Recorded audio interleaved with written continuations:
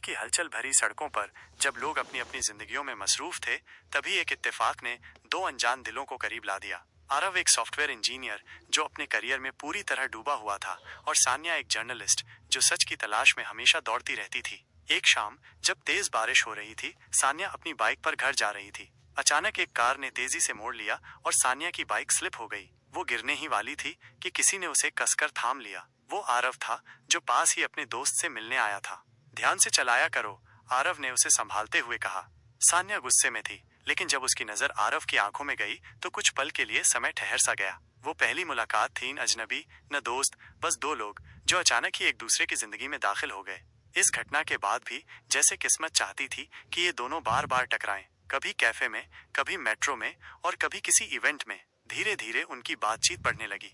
आरव को सान्या की जिज्ञासु और बेबाक प्रवृत्ति पसंद आने लगी, जबकि सान्या को आरव की शांति और गहराई भरी सोच ने आकर्षित किया। वो दोनों साथ वक्त बिताने लगे, कभी बहस करते, कभी हंसते, तो कभी बस खामोशी में एक दूसरे को महसूस करते।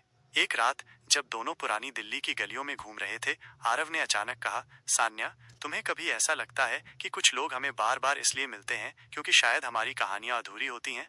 सान्या मुस्कुराई, शायद, या शायद इसलिए क्योंकि हम खुद उनकी कहानियों को पूरा करना चाहते हैं। उस रात चांदनी में उनका प्यार खामोशी से खिल रहा था। दोनों ने कबूल नहीं किया, लेकिन दोनों जानते थे ये सिर्फ दोस्ती नहीं रही।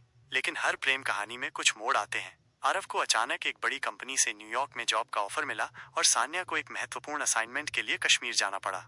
अलविदा कहने से पहले दोनों यमुना किनारे मिले। क्या ये बस एक खूबसूरत इत्तेफाक था? सान्या ने पूछा। आरव ने उसकी आंखों में देखा और कहा, अगर ये इत्तेफाक था तो मैं इसे मुकद्दर बनाना चाहता हूँ। 3 साल बीत गए। आरव न्यूयॉर्क में था और सान्या कश्मीर से लेकर अफगानिस्तान तक अपनी रिपोर्टिंग में बिजी रही। दोनों ने कभी एक दूसरे से पूरी तरह संपर्क नहीं तोड़ा, लेकिन दोनों ही अपनी जिम्मेदारियों में उलझे रहे। फिर एक दिन दिल्ली एयरपोर्ट पर जब सान्या अपनी फ्लाइट के लिए भाग रही थी, तभी किसी ने उसका हाथ पकड़ा। वो आरव था, थोड़ा बदला हुआ, लेकिन उसकी आंखों में वही पुरानी मोहब्बत थी। अब और इंतजार नहीं सान्या, उसने कहा। सान्या ने उसकी बाहों में समाते हुए मुस्कुराकर जवाब दिया, हाँ, अब और नहीं।